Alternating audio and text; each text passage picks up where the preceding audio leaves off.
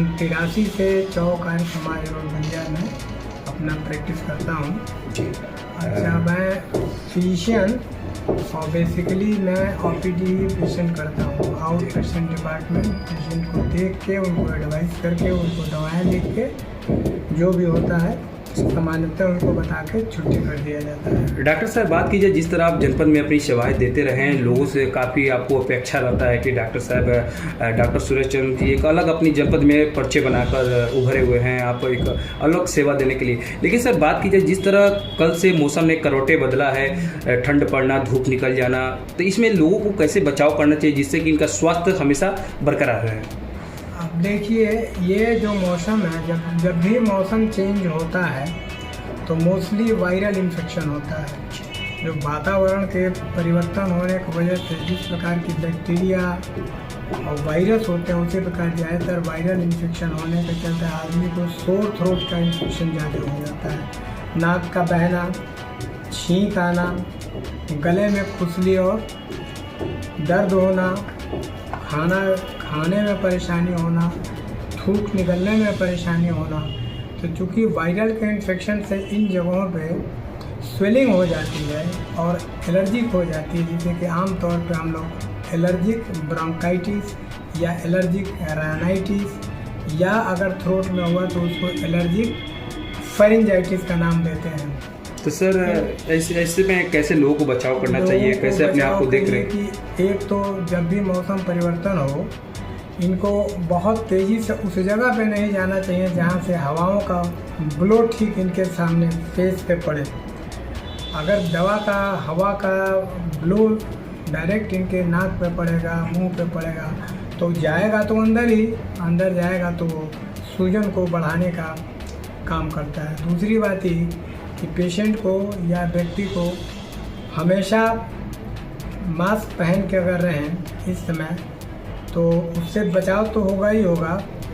और जो बाहर के बैक्टीरिया या टॉक्सिन्स जाने, मास्क अवश्य लगाए। हाँ, जिससे कि सर देखा जा रहा है कि अब लगातार कोरोना का भी कहर बढ़ता जा रहा है, कोरोना भी अपना दस्तक दे रहा है, तो उसको लेकर क्या चेतावनी आप लोगों जनता तक देंगे? अब यही है कि जिस प्रकार अब कोरोना के रिपोर्ट्स देखने को मिल रहे हैं, धीरे धीरे बढ़ोतरी की तरफ है।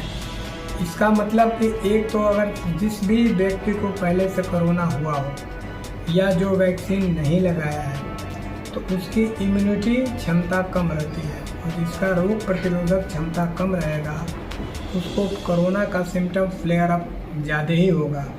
तो बेहतर यही रहेगा वैक्सीनेशन, हाँ, सारे प्रिकॉशंस लिए जाएं जो कि पहले बताया गया है कि आदमी एक दूसरे से कम 2 फीट की दूरी बना के रखें, बार बार हाथ धोते रहें, सैनिटाइज़र का यूज करें और थोड़ी सी दूर पे ही बैठा करें। Thank you sir. एक लास्ट सवाल आपसे बात करेंगे सर। जिस तरह बलिया में पिछली बार हीट वेव का शिकार जनता हो चुकी थी, अभी लग रहा है कि मौसम जिस तरह बदल रहा है, आने वाले समय में 2-4 दिन में मौसम काफ़ी भयानक होने वाला है। मौसम विभाग के अलर्ट जारी किया गया है कि अभी 3 दिन बरसात और फिर इसके बाद मौसम काफ़ी भयानक। तो उस कंडीशन में बलिया वासियों के लिए आपकी क्या राय रहेगा? किस तरह लास्ट सवाल? जब तक देखिए, हीट में चेंजेज का ज़्यादातर ये ग्लोबल वार्मिंग का प्रभाव है। हर जगह पेड़ पौधे को काट दिया जाता है, ग्रीनरी कम होती चली जा रही है, डायरेक्ट सनलाइट का प्रभाव पड़ता जा रहा है। तो टेम्परेचर तो हमेशा 46, 45, 47 रहता है। तो हाई टेम्परेचर में आदमियों को हीट स्ट्रोक होने का डर रहता है, क्योंकि व्यक्ति तो अपना कार्य करेगा ही, वो हमेशा इधर उधर आता जाता रहता है, और डायरेक्ट सनलाइट में जब वो जाएगा तो हीट स्ट्रोक का डर रहता है। इसमें ऐसा है कि आदमी एक तो वाइट कपड़ा पहने।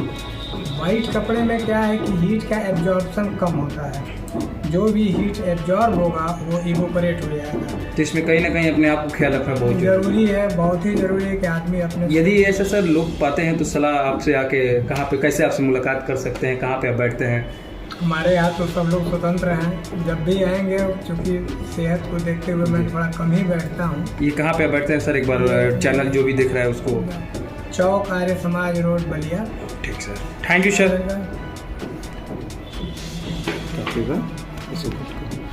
हो गया।